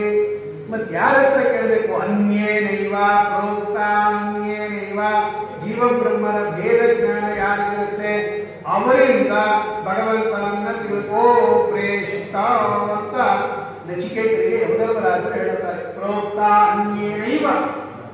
ಜೀವಬ್ರಹ್ಮರ ಭೇದ ಜ್ಞಾನ ಯಾರಿಗಿದೆ ಅವರಿಂದ ನೀನು ಪರಮಾತ್ಮನನ್ನು ತಿಳ್ಕೋ, ಅವರು ಸರಿಯಾಗಿ ನಿಮಗೆ ತಿಳಿಸ್ತಾರೆ ಅಂತಿದೆ ವೇದ. ಅದನ್ನೇ ಬ್ರಹ್ಮಣ್ಯ ತೀರ್ಥರು ಹೇಳಿದರು. ಸದಾ ವಿಷ್ಣು ಪದಾಸಕ್ತಂ ಸೇವೆ ಬ್ರಹ್ಮಣ್ಯ ಭಾಸ್ಕರಂ. ಯಾವಾಗಲೂ ಬ್ರಹ್ಮಣ್ಯ ತೀರ್ಥರು ಅವರು ತಪಸ್ಸಿಗೆ ಬಹಳ ಪ್ರಸಿದ್ಧಿ. ಬ್ರಹ್ಮಣ್ಯ ತೀರ್ಥರು ಅದಕ್ಕೆ ಇವತ್ತಲ್ಲಿ ಪ್ರಶಾಂತವಾದ ವಾತಾವರಣದಲ್ಲಿ ಕಣ್ವನದಿಯ ತೀರದಲ್ಲಿ ಛಾವಣಿ ಇದ್ದೇನೆ, ವೈರಾಗ್ಯ ಶಿಖಾಮಣಿಗಳಾಗಿ ಏನೇನೇನೂ ಇಲ್ಲ. ಕೇಳಿ ಶೇಖರಾಚಾರ್ಯ ಹಾಕಿರೋ ಒಂದು ವಸ್ತ್ರ, ಹಾಕಿರೋ ಒಂದು ಹೂವು ಕೂಡ ಕೋತಿ ತಗೊಂಡು ಹೋಗ್ಬಿಡುತ್ತೆ. ಅಲ್ಲಿ ಈ ಕಡೆ ಹಾಕಿ ಬರ್ತಿದ್ದಂಗೆ ಕೋತಿ ತಗೊಂಡು ಹೋಗ್ಬಿಡುತ್ತೆ. ಒಂದೇ ಒಂದು ಹೂನಾರ ಹಾಕಿರ್ತಾರೆ, ಅದು ತಗೊಂಡು ಹೋಗ್ಬಿಡುತ್ತೆ. ವಸ್ತ್ರ ಗಿಸ್ತ್ರ ಏನಿಲ್ಲ, ಅಂಗರಾಕ್ಷ ಕಲ್ಲು ಹಂಗೇ ಇರುತ್ತೆ. ಶಿಲಾ ಹಂಗೆ ಇರೋದು. ತಪಸ್ಸು ಮಾಡೋದೆಲ್ಲ ಹಂಗೆ ಇರೋದು. ನವಗ್ರಹ ಒಂದು ನೋಡಿ ಹೇಗಿದೆ ಅಂತ ಏನ್ ಛಾವಣಿ ಕೂಡ ಇಲ್ಲ, ಮೇಲೆ ಅಚ್ಛಾದನ ಕೂಡ ಇಲ್ಲ. ಹಂಗೆ ತಪಸ್ಸಿಗೆ ಜಾಸ್ತಿ ಪ್ರಾಧಾನ್ಯ ಬ್ರಹ್ಮಣ್ಯ ತೀರ್ಥ. ಒಬ್ಬೊಬ್ಬರಿಗೆ ಒಂದೊಂದು ಮಹಿಮೆ ಭಗವಂತ ಕೊಟ್ಟಿದ್ದಾರೆ. ಅಂತಹ ಯಾವಾಗ ಏನ್ ಮಾಡ್ತಿರ್ತಾರೆ ತಪಸ್ಸು ಅಂದ್ರೆ ತದ್ದಿ ತಪಃ ತದ್ದಿ ತಪಃ ಸ್ವಾಧ್ಯಾಯ ಪ್ರವಚನಾಭ್ಯಾಂ ನ ಪ್ರವಲಿತವ್ಯ ತದ್ದಿ ತಪಃ ತದ್ದಿ ತಪಃ. ಯಾವಾಗಲೂ ಭಗವಂತನನ್ನು ಚಿಂತನೆ ಮಾಡ್ತಾ ಇರ್ತಾರೆ. ಯಾರು ಬರ್ತಾರೆ ಯಾರು ಹೋಗ್ತಾರೆ ಗಮನನೇ ಇರಲಿಲ್ಲ ಅವರಿಗೆ. ಸದಾ ವಿಷ್ಣು ಪದಾಸಕ್ತಂ. ಏನು ತಪಸ್ಸು ಮಾಡ್ತಾ ಇರ್ತಾರೆ ಅಂತ ಅರ್ಥ, ಭಗವಂತನನ್ನು ಚಿಂತನೆ ಮಾಡ್ತಾ ಇರ್ತಾರೆ ಅಂತ ಅರ್ಥ. ಭಗವಂತನ ಚಿಂತನೆ ಮಾಡೋದು ಅಂದ್ರೇನು? ಈ ಸೂತ್ರದಲ್ಲಿ ಏನಿದೆ, ಈ ಸೂತ್ರದಲ್ಲಿ ಏನಿದೆ, ಈ ಸೂತ್ರಕ್ಕೆ ಪೂರ್ವಪಕ್ಷ ಏನು, ಇದಕ್ಕೇನು, ಇದಕ್ಕೇನು, ಇದಕ್ಕೇನು, ಇದೇ ಚಿಂತನೆ ಮಾಡ್ತಾರೆ. ಹಾಗಾಗಿ ಸದಾ ವಿಷ್ಣು ಪದಾಸಕ್ತಂ. ಈ ಮೂರು ಗುಣಗಳು ಅವು ಹೇಗೆ ಆಕಾಶದಲ್ಲಿ ಯಾವಾಗಲೂ ಇರ್ತಾರೆ ಸೂರ್ಯ, ಹಾಗೆ ಈ ಜ್ಞಾನ ಸೂರ್ಯರು, ಈ ಬ್ರಹ್ಮಣ್ಯ ತೀರ್ಥರು ಅನ್ನತಕ್ಕಂಥ ಸೂರ್ಯರು ನಮ್ಮ ಅಜ್ಞಾನವನ್ನು ಪರಿಹಾರ ಮಾಡ್ತಾರೆ, ಸರಿಯಾದ ಮಾರ್ಗದಲ್ಲಿ ನಮ್ಮನ್ನ ಪ್ರೇರಣೆ ಮಾಡ್ತಾರೆ ಅಥವಾ ಸರಿಯಾದ ಮಾರ್ಗವನ್ನು ತೋರಿಸ್ತಾರೆ. ಮತ್ತು ಯಾವಾಗಲೂ ನಮ್ಮ ಮನಸ್ಸು ಕೂಡ ವಿಷ್ಣು ಪದದಲ್ಲಿ, ಅಂದರೆ ಅರ್ಥಾತ್ ವೇದವ್ಯಾಸದೇವರಿಂದ ರಚಿತವಾದ ಬ್ರಹ್ಮಸೂತ್ರಗಳನ್ನ, ಉಪನಿಷತ್ತುಗಳನ್ನ, ಸೂತ್ರ ಬಂದರೆ ಉಪನಿಷತ್ತಿಗೆ ವಿಷಯವಾಕ್ಯ, ವೇದಗಳನ್ನ, ಉಪನಿಷತ್ತುಗಳನ್ನ, ಭಾಗವತಾದಿ ಪುರಾಣಗಳನ್ನ ಚಿಂತನೆ ಮಾಡುವ ಅನುಗ್ರಹ ಮಾಡಿಬಿಡ್ತಾರಂತೆ ಬ್ರಹ್ಮಣ್ಯ ತೀರ್ಥರು. ಅದಕ್ಕೋಸ್ಕರ ಅಲ್ಲಿ ಹೋಗ್ಬೇಕು. ಹಾಗಾಗಿ ಬ್ರಹ್ಮಣ್ಯ ತೀರ್ಥರ ಚಿಂತನೆ, ಬ್ರಹ್ಮಣ್ಯ ತೀರ್ಥರ ಅನುಗ್ರಹ ಯಾರು ಪಡೆದು ಬಿಟ್ಟಿರ್ತಾರೋ ಅವ್ರಿಗೆ ಗೊತ್ತು ಅವರ ಬೆನಿಫಿಟ್ ಎಲ್ಲ. ಅವರ ಅನುಗ್ರಹ ಪಾತ್ರರಾದವರಿಗೆ ಗೊತ್ತು ಅವರ ಮಹಿಮೆ, ಅವರಲ್ಲಿ ಭಕ್ತಿ ಜಾಸ್ತಿ ಬಂದಿದೆ. ಇನ್ನೆಲ್ಲ ಆರಾಧನೆಗೂ ಹೊರಟು ಬರ್ತೀವಿ, ನಾವೆಲ್ಲ ಆರಾಧನೆಗೂ ಅದೊಂದು ಹೊರಟು ಬರ್ತೀವಿ, ಅಲ್ಲಿ ಇದು ಹೊರಟು ಬರ್ತೀವಿ, ಹೊರಟು ಬನ್ನಿ, ನಿಜ ಸಂತೋಷ. ಆದರೆ ಅವರ ಅನುಗ್ರಹಕ್ಕೆ ಯಾರು ಪಾತ್ರ ಆಗಿಬಿಟ್ಟಿರ್ತಾರೆ. ಕೆಲಸಕ್ಕೆ ಅಪ್ಲಿಕೇಶನ್ ಹಾಕಿದವನು ಕೆಲಸ ಸಿಕ್ತವನಿಗೂ ವ್ಯತ್ಯಾಸ ಇರುತ್ತೆ ತಾನೆ.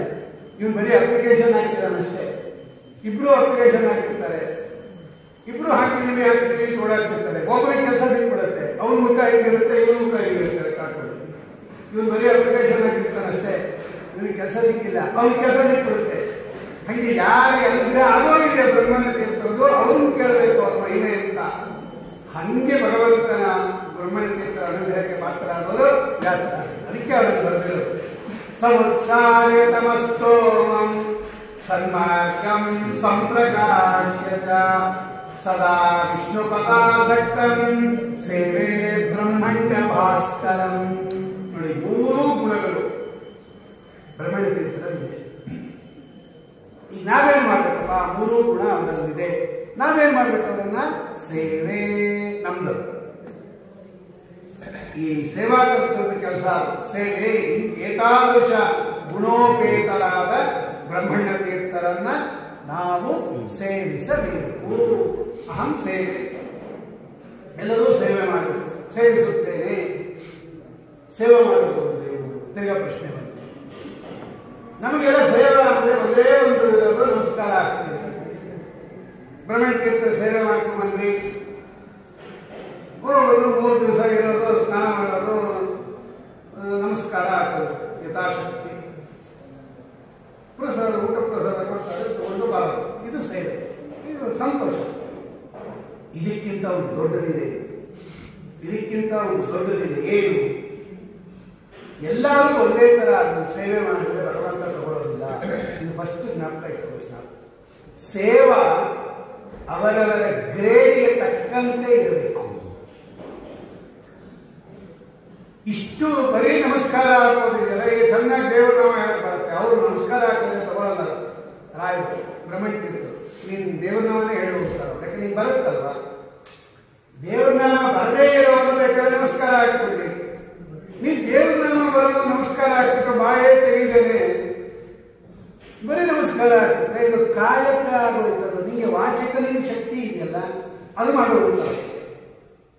ಹಾಗಾಗಿ ವಾಚನಿಕ ಸೇವೆ ಇದೆಯಲ್ಲ, ಪಾಠ ಹೇಳೋದು, ಪ್ರವಚನ ಮಾಡೋದು, ದೇವನಾಮ ಹೇಳೋದು, ಇದು ದೊಡ್ಡ ಸೇವೆ. ನಮಸ್ಕಾರಕ್ಕಿಂತ ದೊಡ್ಡ ಸೇವೆ.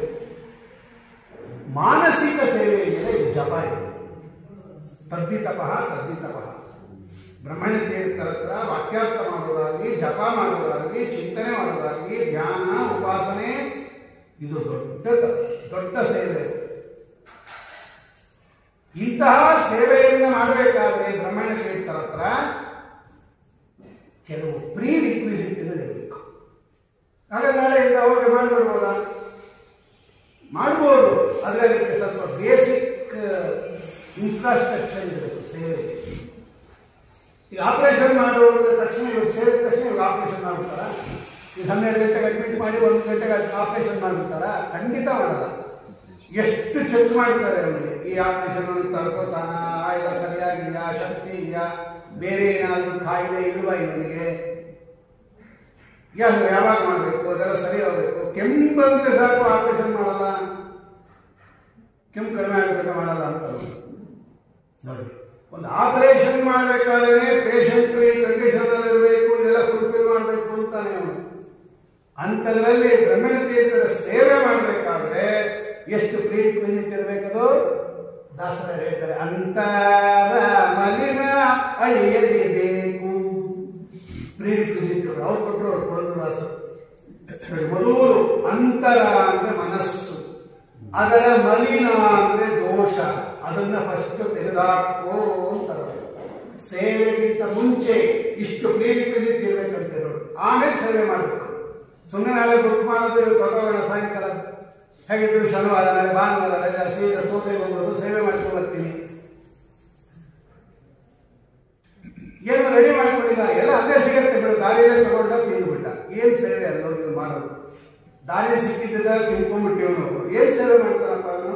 ಅಂತರ ಮಲಿನ ಅಳಿಯಲಿಬೇಕು, ಸಂತತ ಶ್ರವಣದಿ ಶ್ರೀಕಾಂತನ ಚರಿತೆಯ ಕೇಳಲು ಬೇಕು, ಸಂತಸವಿರಬೇಕು.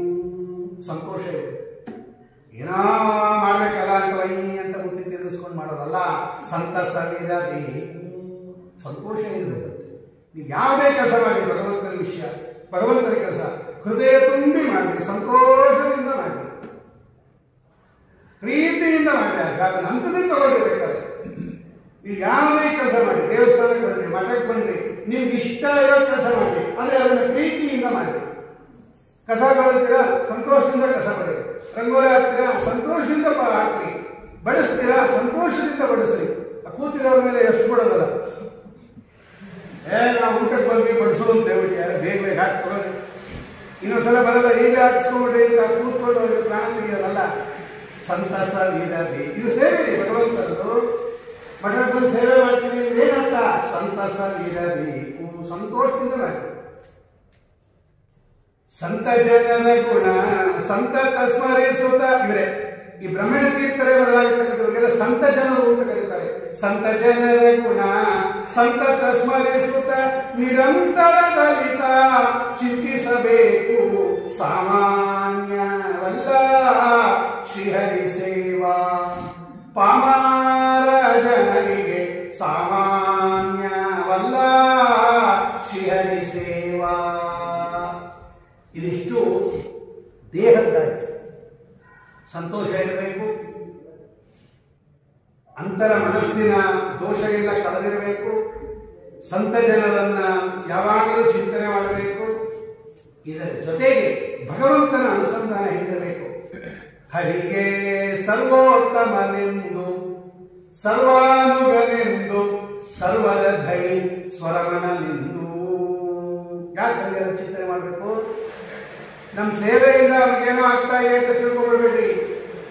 ನಾವು ಭಗವಂತನ ಸೇವೆ ಮಾಡ್ತಾ ಇದೀವಿ, ಚಾಮರ ಹಾಕ್ತಾ ಇದೀವಿ, ಅವ್ರಿಗೆ ಶೆಕೆ ಆಗ್ತಾ ಇದೆ, ಪಾಪ ತಣ್ಣಗಿರ್ತಾನೆ ಅನ್ಕೊಬಿಡ್ಬಾರ್ದು. ಚಾಮರ ಹಾಕುವಾಗ ಚಾಮರ ಕೊಟ್ಟಿರ್ತಾರೆ ಕೈಲಿ ಹಾಕ್ರಿ ಅಂತ.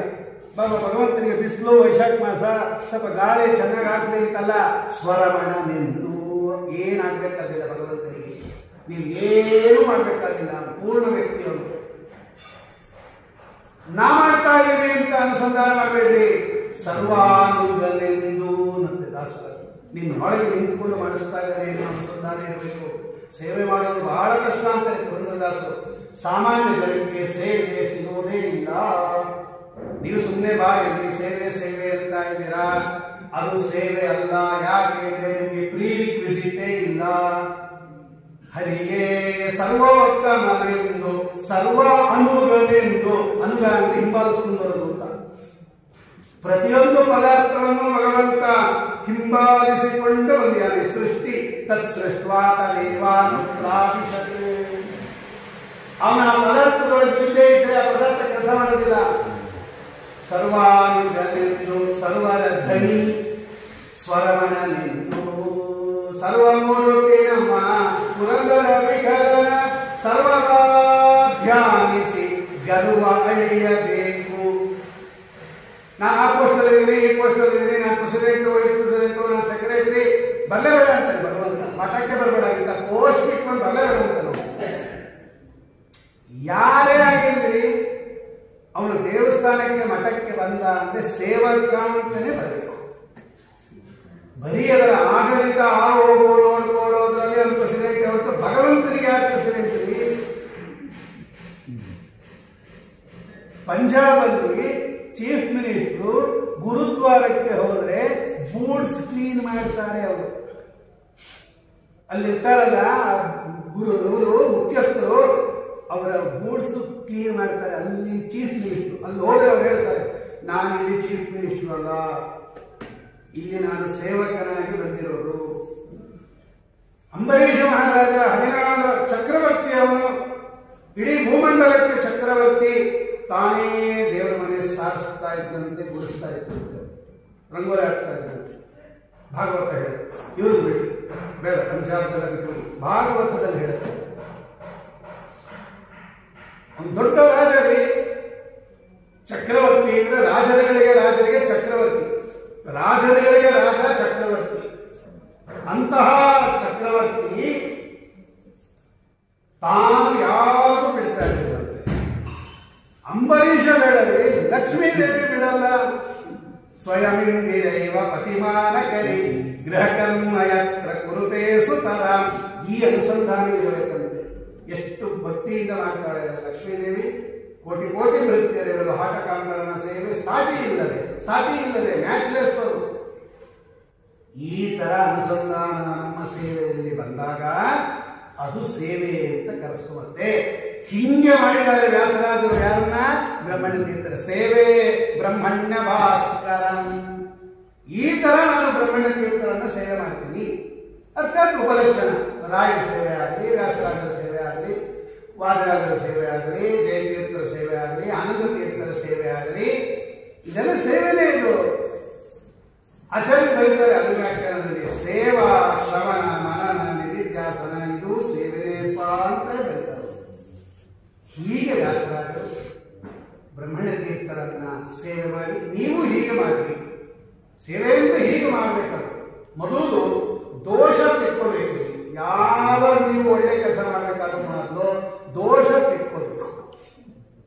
ದೋಷ ತೆಕ್ಕೊಂಡು ಆಮೇಲೆ ನಿಮ್ದು ಸೇವೆ ಪೂಜೆ. ಸ್ನಾನ ಮಾಡಿ ದೇವ್ರ ಪೂಜೆ ಮಾಡಿ ಸ್ನಾನ ಯಾಕೆ ಮಾಡ್ಕೊಂಡು ಬರ್ತೀರಾ? ದೇಹ ಶುದ್ಧಿಗೆ ಅಲ್ವಾ. ಶೌಚ, ಆಚಮನ, ಆಮೇಲೆ ಈ ಸ್ನಾನ, ಮೃತ್ತಿಕಾ ಧಾರಣ, ಗೋಪೀಚಂದನ ಧಾರಣ, ಇದೆಲ್ಲ ದೇಹ ಶುದ್ಧಿಗೆ. ಆ ಭಗವಂತನ ಸೇವೆ ಮಾಡಬೇಕಾದ್ರೆ ಅಷ್ಟು ಶುದ್ಧಿ ಬೇಕ್ರಿ ನಮಗೆ. 2 ಸಲ ಅಪೋಷ್ಟ ಮಯೋಗು ಸ್ಥಾನ ವೇದರಾತನ, ಪುನಃ ಇನ್ನೊಂದ್ಸಲ ಅಪೋಷ್ಟಕ್ಕೆ ನವರ್ಚಸಲು ಹೋಗ್ತದ, ಇನ್ನೂ ಅಧಿಕ ಶುದ್ಧಿಗಳು. ಒಂದು ಜಪ ಮಾಡಬೇಕಾದ್ರೆ ನಮಗೆ ಇಷ್ಟು ಶುದ್ಧಿ ಹೇಳುತ್ತಾರೆ ಗಾಯತ್ರಿ ಮಂತ್ರದಲ್ಲಿ. ಪಾಪ ಪುರುಷ ವಿಸರ್ಜನ ಅಂದ ಮೇಲೆ ಭಗವಂತನ ಸೇವಾ ಅಷ್ಟು ಸುಲಭವಾಗಿ ಸಿಗೋದಿಲ್ಲ. ಯತಿಗಳ ಸೇವೆಯೂ ಅಷ್ಟು ಸುಲಭವಾಗಿ ಸಿಗೋದಿಲ್ಲ. ನಾವು ಸುಮ್ಮನೆ ಹೇಳ್ತಾ ಇದ್ದೀವಿ ಸೇವೆ ಮಾಡ್ತೀವಿ ಅಂತ ಮಾಡಿ. ಇದು ಮೊದಲನೇ ಹಂತ. ಇದೇ ದೊಡ್ಡದು ಅಂತ ತಿಳ್ಕೊಳ್ಬೇಡಿ. ಆದರೆ ಅದಕ್ಕೆ ಬೇಕಾಗಿರ್ತಕ್ಕಂಥ ಸಾತ್ವಿಕ ಪದಾರ್ಥ ಸೇವನೆ, ವ್ರತಗಳ ಆಚರಣೆ, ಏಕಾದಶಿಯಾದಿಗಳ ಆಚರಣೆ, ದೊಡ್ಡ ದೊಡ್ಡ ಉತ್ಕೃಷ್ಟವಾಗತಕ್ಕಂತಹ ಉತ್ಸವಾದಿಗಳ ಆಚರಣೆ, ಭಗವಂತನ ಪೂಜೆ, ಜಪ, ತಪ, ಶಾಸ್ತ್ರಾಧ್ಯಯನ, ಪಾಠ, ಪ್ರವಚನ, ಇದೆಲ್ಲ ಎಲಿಜಿಬಿಲಿಟಿ ಒಂದು ಸಂಪಾದಿಸಿಕೊಂಡು ಆಮೇಲೆ ಸೇವಾವನ್ನು ಮಾಡಿದರೆ ಸೇವೆ ಬ್ರಹ್ಮಣ್ಯ ಭಾಸ್ಕರ. ಹಿಂಗೆ ವ್ಯಾಸರಾಜರು ಬ್ರಹ್ಮಣ್ಯ ತೀರ್ಥರನ್ನ ಸೇವೆ ಮಾಡಿದ್ದಕ್ಕೆ ಇವತ್ತು ವ್ಯಾಸರಾಜರನ್ನ ಎಲ್ಲಿಟ್ಟಿದ್ದಾರೆ ನೋಡ್ರಿ. ಅವರು ವ್ಯಾಸರಾಜರ ಸ್ಥಾನಮಾನ ಹೆಂಗಿದೆ ಇವತ್ತು? ಯಾಕೆ? ಅದೆಲ್ಲ ಗುರುಗಳ ಸೇವೆಯಿಂದ ಬಂದಿರತಕ್ಕಂಥದ್ದು. ಹೀಗೆ ನ್ಯಾಯಾಮೃತದಲ್ಲಿ ವ್ಯಾಸರಾಜರು ಬ್ರಹ್ಮಣ್ಯ ತೀರ್ಥರನ್ನ ಎರಡೂ, ಒಂದು ಚಂದ್ರಿಕಾದಲ್ಲಿ ಶ್ಲೋಕ, ಒಂದು ನ್ಯಾಯಾಮೃತದಲ್ಲಿ ಶ್ಲೋಕ.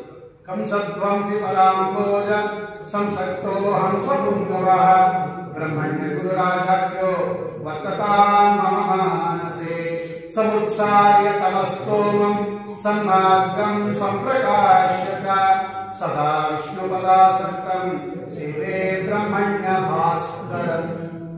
ನನ್ನೇ ಒಂದು ಶ್ಲೋಕವನ್ನು ನೋಡಿದ್ವಿ. ಇವತ್ತೊಂದು ಶ್ಲೋಕವನ್ನು ನೋಡ್ತಾ ಇದ್ದೀವಿ. ಇಂತಹ ಬ್ರಹ್ಮಣ್ಯ ತೀರ್ಥರ ಇನ್ನೊಂದೇನು ಅಂದರೆ ಆರೋಗ್ಯ. ಬ್ರಹ್ಮಣ್ಯ ತೀರ್ಥರ ಸೇವೆಯನ್ನು ಯಾರು ಮಾಡ್ತಾರೆ ಒಳ್ಳೆ ಆರೋಗ್ಯ ಬಂದ್ಬಿಡುತ್ತೆ. ಆರೋಗ್ಯ ಭಾಸ್ಕರಾದಿಚ್ಛೆ. ಸೂರ್ಯ ಮಂತ್ರ ಯಾರು ಜಪ ಮಾಡ್ತಾರೆ, ಸೂರ್ಯ ನಮಸ್ಕಾರ ಯಾರು ಮಾಡ್ತಾರೆ, ಅದಕ್ಕೆ ಡಾಕ್ಟರ್ ಹೇಳ್ತಾರೆ ಸೂರ್ಯನ ಬೆಳಕಲ್ಲಿರ್ರಿ, ನೀವು ಸೂರ್ಯನ ಬಿಸಿಲು ಬೀಳಬೇಕು. ಮಕ್ಕಳಿಗೆ ನೋಡಿ, ಸಣ್ಣ ಸಣ್ಣ ಮಕ್ಕಳಿಗೆ ಏನಾದರೂ ತೊಂದರೆ ಆಗಿದ್ರೆ ಬಿಸಿಲಲ್ಲಿ ಇಟ್ಟಿರ್ತಾರೆ ತಂದು ಆಚೆ ಕಡೆ. ಸೂರ್ಯನ ರಶ್ಮಿ ಬೀಳಬೇಕು ನಮಗೆ. ಸಂಬಾತ್ ಅಂತ ಫೇಮಸ್ ಆ ಕಡೆ ಎಲ್ಲ ಫಾರಿನಲ್ಲೆಲ್ಲ ಈಚೆ ಕಡೆ ಬಂದು ನಿಂತ್ಕೊಂಡ್ಬಿಡೋದು ಅಷ್ಟೇ ಸೂರ್ಯನ ಬೆಳಕಲ್ಲಿ ಟೈಮಲ್ಲಿ. ಬೆಳಗ್ಗೆ ಒಂದು ಸ್ವಲ್ಪ ಹೊತ್ತು, ಸಾಯಂಕಾಲ ಒಂದು ಸ್ವಲ್ಪ. ಎಷ್ಟು ಕಾಯಿಲೆಗಳು ಯಾರಾಗುತ್ತಂತೆ ಗೊತ್ತಾದ್ರು. ಹಾಗಾಗಿ ಹೃದ್ರೋಗಂ ಮಮ ಸೂರ್ಯ ರಿಮಾಣಂಚನಾಶಯ ಸೂಕ್ತ ಅದೇ ಹೇಳುತ್ತೆ ಅದು ಮಾರ್ಗಂಕ ಸಂಧ್ಯಾವದಲ್ಲಿ. ಹಾಗಾಗಿ ಬ್ರಹ್ಮಣ್ಯ ತೀರ್ಥರ ಸೇವಾವನ್ನು ಯಾರು ಮಾಡ್ತಾರೆ ಒಳ್ಳೆ ಆರೋಗ್ಯ ಬರುತ್ತೆ. ದೇಹಕ್ಕೆ ಆರೋಗ್ಯ ಬಂದಾಗ ಸಾಧನೆಗೆ ಅನುಕೂಲ ಆಗುತ್ತೆ. ಇಂತಹ ಆರೋಗ್ಯ ಭಾಗ್ಯವನ್ನ ಮತ್ತು ಉತ್ಕೃಷ್ಟವಾಗಿರತಕ್ಕಂತಹ ಜ್ಞಾನವನ್ನ ಬ್ರಹ್ಮಣ್ಯ ತೀರ್ಥರು ನಮಗೆಲ್ಲ ಕರುಣಿಸಲಿ ಅಂತ ಹೇಳಿ ಇಂತಹ ಬ್ರಹ್ಮಣ್ಯ ತೀರ್ಥರ ಆರಾಧನೆಯನ್ನ ಈ ಬಾರಿ ನಮ್ಮ ರಘುನಾಥಾಚಾರ್ಯ ಅವಧೂತ ರಘುನಾಥಾಚಾರ್ಯರು ವಿಶೇಷವಾಗಿ ಅಧ್ಯಯನ ಈಗ ಮಾಡ್ತಾ ಇದ್ದಾರೆ. ಆ ಅಧ್ಯಯನ ನಿರಂತರವಾಗಿ ನಡೆಯಿ ಜ್ಞಾನ ಬರಬೇಕು. ಅಧ್ಯಯನ ಮಾಡಿದ ಮೇಲೆ ಜ್ಞಾನ ಬರಬೇಕು, ಅದು ಮುಖ್ಯ. ನಾ ಅಧ್ಯಯನ ಮಾಡ್ತಾ ಇದ್ದೀನಿ ಅನ್ನೋದೇ ಒಂದು ದೊಡ್ಡ ವಿಷಯ ಅಲ್ಲ. ಸ್ಕೂಲ್ಗೆ ಹೋಗ್ತಾ ಇದ್ದೀನಿ ಅನ್ನೋದು ದೊಡ್ಡ ವಿಷಯ ಅಲ್ಲ. ಪಾಸ್ ಆಗೋದು ದೊಡ್ಡ ವಿಷಯ. ಸ್ಕೂಲ್ಗೆ ಹೋಗ್ತಾನೆ ಹೋಗ್ಬೇಕಾದ್ರೆ ಫೇಲ್ ಆಗ್ತಾ ಇದ್ದಾರೆ, ಜನ್ಮ ಖುಷಿ ಹೋಗ್ಬೋದು. ಹಾಗಾಗಿ ಅದರಿಂದ ಏನು ನಮ್ಗೆ ಗೊತ್ತಾಗುತ್ತೆ, ಭಗವಂತನ ಮೇಲೆ ಏನು ಗೊತ್ತಾಗುತ್ತೆ ಅನ್ನೋದನ್ನ ಆ ಜ್ಞಾನವನ್ನು ಗುರುಗಳು ಕೊಟ್ಟು ಅಂತ ಹೇಳ್ತಾ ಅವರ ಶಿಷ್ಯರಾಗಿರ್ತಕ್ಕಂತಹ ವ್ಯಾಸರಾಜನ ಗ್ರಂಥವನ್ನೇ ಅಧ್ಯಯನ ಮಾಡ್ತಾ ಇದ್ದಾರೆ. ಚಂದ್ರಿಕಾ ಅಧ್ಯಯನ ಮಾಡಿದ್ರೆ ಬ್ರಹ್ಮಣ್ಯ ತೀರ್ಥರಿಗೆ ಎಷ್ಟು ಸಂತೋಷ ಆಗುತ್ತೆ. ನನ್ನ ಶಿಷ್ಯನ ಗ್ರಂಥವನ್ನು ಅಧ್ಯಯನ ಮಾಡ್ತಾ ಇದ್ದಾರೆ ಅಂದ್ರೆ ಪ್ರಿಫರೆನ್ಸ್ ಇಂದ ಅವರು ಅನುಗ್ರಹ ಮಾಡುತ್ತಾರೆ. ಹಾಗಾಗಿ ಎಲ್ಲ ಭಾಗ್ಯವನ್ನ ಹರಿವಾಗಿ ನಿಮಗೆ ಕಳಿಸ್ತೀವಿ ಅಂತ ಹೇಳ್ತಾ ಈ ಆರಾಧನೆಗಳನ್ನ ನಿನ್ನೆ ಅವರು ಹೇಳಿದಂಗೆ ಎಲ್ಲ ಒಂದಲ್ಲ ಒಂದು ಆರಾಧನೆಗಳನ್ನ ಎಲ್ಲರೂ ಕೂಡ ಸೇವಾವನ್ನು ಮಾಡಿ ಇದೇ ರೀತಿ ಪ್ರವಚನಗಳನ್ನು ನಾನಾ ವಿದ್ವಾಂಸರಿಂದ ಏರ್ಪಡಿಸಿ ಅವರ ವಿಷಯವನ್ನು ತಿಳ್ಕೊಂಡು ಸಾಧನೆಯನ್ನು ಮಾಡತಕ್ಕಂತಹ ಅವಕಾಶ ಎಲ್ಲರಿಗೂ ಸಿಗಲಿ ಅಂತ ಪ್ರಾರ್ಥನೆ ಮಾಡ್ತಾ ಈ ವಾಕ್ಕುಸುಮವನ್ನು ಭಗವಂತನ ಪಾದಾರವಿಂದಗಳಲ್ಲಿ ಸಮರ್ಪಣೆ ಮಾಡ್ತಾ ಇದೆ. ಶ್ರೀಕೃಷ್ಣಾರ್ಪಣಮಸ್ತು. ಕಾಯೇನ ವಾಚಾ ಮನಸೇಂದ್ರಿಯೇವ ಬುದ್ಧ್ಯಾತ್ಮನಾ ವಾ ಸ್ವಭಾವ ಕರೋಮಿ ಯದ್ಯತ್ ಸಕಲಂ ಪರಸ್ಮೈ ನಾರಾಯಣಾಯ ಸಮರ್ಪಯಾಮಿ. ಶ್ರೀಕೃಷ್ಣಾರ್ಪಣಮಸ್ತು. ಶ್ರೀಮದ್ವೇಷಾರ್ಪಣಮಸ್ತು.